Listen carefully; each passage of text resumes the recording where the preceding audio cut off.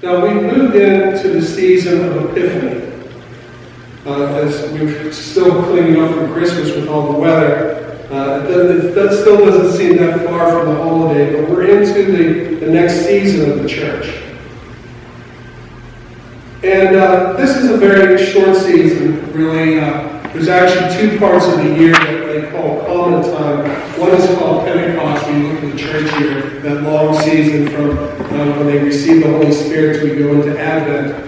And then the short season here, after Epiphany, that we focus on this again. It's in this short season. They sort of call it common time because there isn't the major holidays as you would see the rest of the year for preparations. But the church year is basically, you can look at it, it's broken down into 7 sections. The church year actually begins with Advent. We go into Christmas. The short time right after Christmas to Epiphany, they call Christmas time Epiphany. Easter, there's a short season till his Christ's ascension, they call Easter time, and then Pentecost. Now, each one of these sections we go through every year. But if you look at them, they actually represent over the course of time, God's work with us. Advent representing the prophetic eras, institutionalizing the idea of prophecy, the coming of Christ, the coming of the Messiah. Of course, Christmas represents the course of his birth. Christmas time, that short section, we consider his time as his childhood. Epiphany focuses on those, really, even though we're thinking Epiphany like the Magi, the season of Epiphany, more deals with that short season, that short time that he actually was able to have ministry with us. All that we have with Christ was condensed basically into 3 years of ministry. And that's sort of represented in the season of Epiphany. Of course, Lent, as we, at that time of denial, as Christ focuses on his passion and his crucifixion. Easter is resurrection. Eastertide, that's that, like I said, the short season from Easter till the Ascension, and then of course Pentecost. That's when the Holy Spirit unites us all, and we are invigorated, and thus the Spirit begins to grow throughout the world. Now, the seasons of Christ's formal ministry and the profession of the gospel, like I said, is very brief. From the time he was 30 till he was 33. From the time he was baptized by John till he hung upon the cross. So, to us in our yearly pilgrimage of faith, Epiphany is also brief, because it's also representing that short time that he gave us so much in the Gospels. And you can say that God's divine truth was given to us, taught us at this time through the Gospels. And it carries the truths. All that Christ gave us, these are the truths of being right with God. Not God being right with the world, but being right with God. That covers all the rest of the time, all the creation, all that was, all that will be. Amazingly, what was in his actions, what people witnessed in Christ, and what he taught us in those 3 years will span all the time until the closing of the age. And they're essential. So we understand what that passion is about, what the crucifixion should stand for in our salvation. But for salvation to be pertinent to our individual lives, it comes down to having the gospel etched upon our souls. It isn't just going through the practice of it, just the rhetoric, or just going through the ritual. It's about having it etched upon our souls. And one of the things I noticed about when it comes to Christ's teachings, it's at multiple levels. We have the very physical aspect of what happened there, but also there's a prophetic aspect as well, when it pertains to our spirit. And that's what makes it universal. That's what makes it timeless. It just wasn't about one time in history, somewhere back there. It can still speak and does speak to us today. So being we are still in this early part of the season of Epiphany, we're also going back to the beginning ministries of Jesus.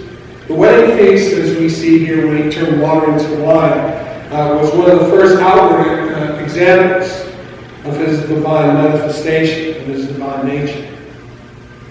But here's also something that was the physical part. I mean, that's a historical thing, that's a physical thing.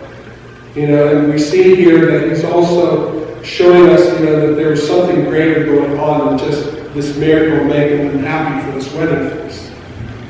I wanted to put forth today something that may look at this more in a prophetic view. This first public miracle of Jesus. Now, you may be or should be aware the church symbolically considers the manifestation of the bride of Jesus, where the church is the symbolic manifestation, as is the bride of Jesus. The church is the bride. He is many times referred to as the bridegroom or the groomsman.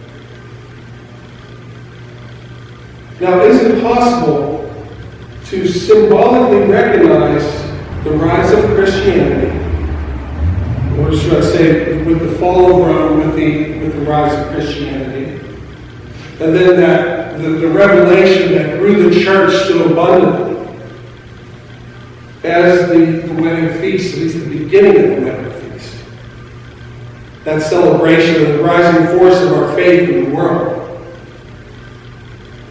And like any good wedding reception, all starts out with great exuberance. They all bring out their best. Like I said, we see the churches grow, and you see the manifestation of Christ in the world, and all that went with it.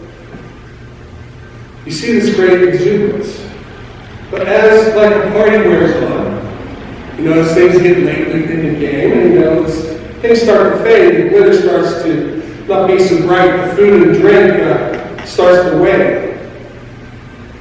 In a whirling maneuver, the host, many times, as it says in the scriptures today, they move forward with less expensive amenities for what is later, to keep the party going, to keep the guests happy, but also being frugal with worldly budget.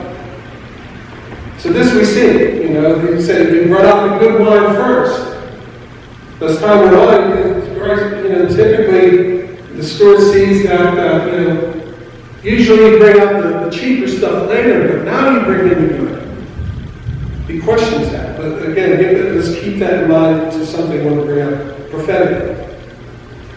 As you look at the life of the church, not just ours, but the church as a whole, the universal apostolic church, in our celebration, what is given to the celebration of faith starts out very great.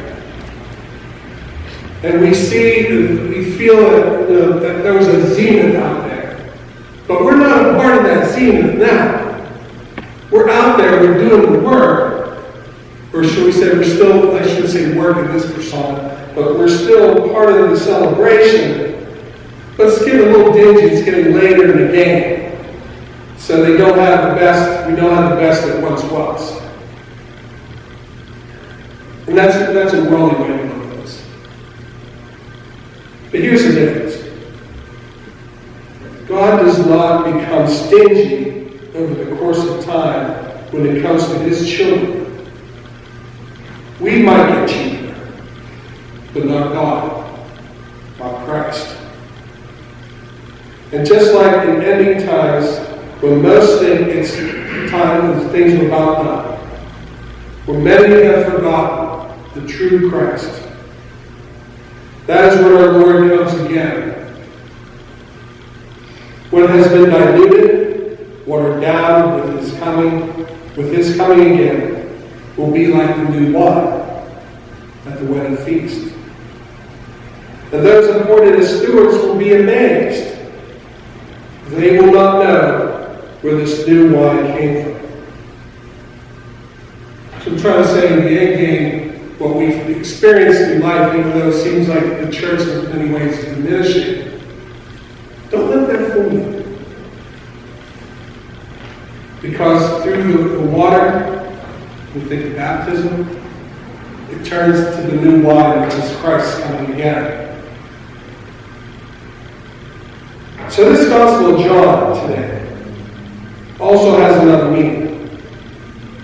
To be truly in Christ is to keep the faith new, to keep it empowered, and not just believe that we can just get away with a second-rate faith, as do those worldly stewards of the wedding feast.